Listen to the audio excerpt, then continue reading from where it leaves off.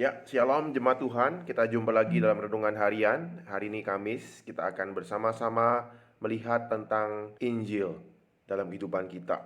Nah, saudara, orang Kristen itu punya panca indera yang super. Ketika dia boleh mengenal Kristus, diubahkan oleh Injil. Nah, saudara, saya akan bacakan dari 2 Petrus pasal yang 1 ayat 3 dan 4. Karena kuasa ilahinya telah menganugerahkan kepada kita segala sesuatu yang berguna untuk hidup yang saleh oleh pengenalan kita akan Dia yang telah memanggil kita oleh kuasanya yang mulia dan ajaib. Dengan jalan itu Ia telah menganugerahkan kepada kita janji-janji yang berharga dan sangat besar, supaya olehnya kamu boleh mengambil bagian dalam kodrat ilahi dan luput dari hawa nafsu duniawi yang membinasakan dunia. Nah, saudara, dalam Kristus Anda dan saya menjadi manusia yang baru, memiliki panca indera yang sudah diubahkan, metamorfosis katanya, menjadi sangat peka dan tajam, melihat, mendengar, mencium, mengecap, dan meraba hal-hal ilahi yang tadinya tidak pernah kita kenali. Nah, kita harus mengerti hal ini dan tidak boleh menyia-nyiakan panca indera kita ini. Nah, saudara, orang Kristen saat dalam Kristus, ketika Kristus tinggal dalam hatinya, ada suatu transformasi yang luar biasa terjadi. Ia melahirbarukan kita, ia menjadikan kita hidup dalam firman. Nah, saudara, dalam Yakobus 1 ayat 21, firman itu tertanam dalam hati kita. Nah, ia menjadikan dunia ini dengan firman-Nya. Firman yang sama ada dalam tubuh kita.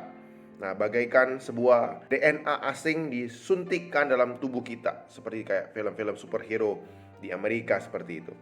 Nah, firman yang telah menjadi daging itu sekarang tinggal dalam diri kita melalui Roh-Nya. Itulah sebabnya kita disebut sebagai yang mengambil bagian dalam natur ilahi. Dalam 2 Petrus 1 ayat 4. Tentu, natur ilahi tersebut tidak berarti orang Kristen itu bisa punya kekuatan super, ya, bukan. Namun, dalam diri kita itu ada perubahan-perubahan.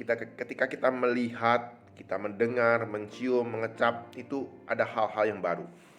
Nah, dalam bahasa Yakobus, kita menjadi cepat mendengar, lambat berkata-kata, dan juga lambat untuk marah. Nah, demikian pula kita memiliki panca indera yang dibaharui. Pertama-tama adalah penglihatan kita.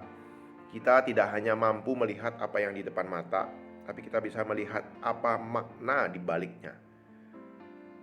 Kemuliaan Allah apakah terpancar atau enggak di sana, seperti itu. Nah, kita bisa melihat cahaya Injil tentang kemuliaan Kristus yang adalah gambaran Allah. Nah, keajaiban dari Taurat Allah, kita bisa melihat itu. Nah, mata kita tidak lagi tertarik dengan apa yang ditampilkan oleh dunia, kenikmatan dunia. Itu fana buat kita. Itu tidak membuat kita bergeming lagi seperti itu. Nah, saudara, itu penglihatan yang baru, yang berubah, yang kita bisa alami, bisa lihat seperti itu. Kemudian yang kedua adalah, dulu kita hanya mendengar suara-suara dunia, setan, dan kedagingan kita. Nah, sekarang kita bisa mendengar apa yang Tuhan firmankan kepada kita, Tuhan perintahkan kepada kita. Kita bisa mendengar panggilan Tuhan, ajakan Tuhan, utusan Tuhan, seperti itu. Nah, dulu kita bertelinga, tapi kita tidak benar-benar mendengar. Karena Tuhanlah yang membukakan telinga kita setiap pagi. Ia mempertajam pendengaran kita. Kita bisa menjadi seorang murid yang setia dan taat. Yesaya 50 ayat 5. Kemudian yang ketiga adalah penciuman. Nah, hidung kita sekarang sensitif terhadap aroma Kristus yang sama sekali tidak dihiraukan dulunya. Kita sekarang paham mengapa kematian Kristus itu bagi orang berdosa adalah persembahan korban yang harum bagi Allah. Jika mengikut Kristus terkadang berarti menderita, misalnya dicela, didiskriminasi, ditekan, diejek-ejek. Nah, kita tahu bahwa kita sedang menyebarkan keharuman pengenalan akan Kristus di tempat tersebut. Jadi kita memancarkan aroma Kristus keharuman Kristus dimanapun kita ada.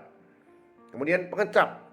Nah, lidah kita sekarang dapat mengecap dan melihat kebaikan Tuhan di dalam setiap hidup kita.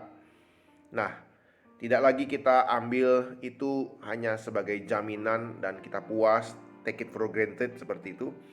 Nah, kita tidak lagi cuek. Sekarang kita dapat menggoyang lidah dan berkata, janji Tuhan itu lebih manis daripada madu. Firman Tuhan itu manis daripada madu. Mazmur 119 ayat 103. Fungsi lidah kita pun dirombak total. Tidak lagi dipakai untuk mengutuk, mengadu domba, menebar gosip. Kita melainkan diubah memberikan sebuah semangat yang baru, dorongan, motivasi bagi kemuliaan Tuhan, bagi pemulihan manusia yang berdosa. Kemudian peraba. Tangan kita rindu untuk terus mendengar undangan Tuhan Yesus yang disampaikan seperti kepada Thomas. Lihatlah tanganku dan kakiku, aku sendirilah ini. Rabalah dan lihatlah. Nah, kita akan rindu akan perjumpaan pribadi dengan Yesus, khususnya saat kita diliputi dengan keraguan akan kasih-Nya. Ada hasrat untuk mengalami Tuhan secara pribadi, dan ini yang membuat kita tekun bekerja dengan tangan dan kaki kita dalam pekerjaan Tuhan. Nah, saudara, dalam Kristus Anda dan saya menjadi manusia yang baru dengan 5 panca indera yang sudah berubah menjadi sangat peka dan tajam, melihat, mendengar, mencium, dan meraba hal-hal ilahi yang dulu gak pernah kita kenal, tapi sekarang kita tahu, kita bisa merasakannya. Nah, jangan sia-siakan indera ini. Dan biarlah kita boleh semakin peka akan tuntunan Tuhan dan pimpinan Tuhan melalui panca indera kita ini. Tuhan Yesus memberkati, Tuhan Yesus menolong kita. Amin. Tuhan, kami bersyukur buat firman-Mu yang pada hari ini kami renungkan. Bagaimana kami melihat, bagaimana kami mendengar. Tuhan, tolong dan mampukan kami mengerti akan hal itu, peka akan hal itu, meraba, mencium apa yang Engkau rindukan, yang menjadi kemuliaan Tuhan bagi dunia ini.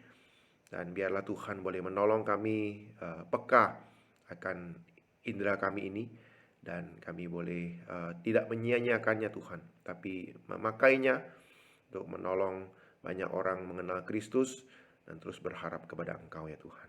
Terima kasih Tuhan Yesus.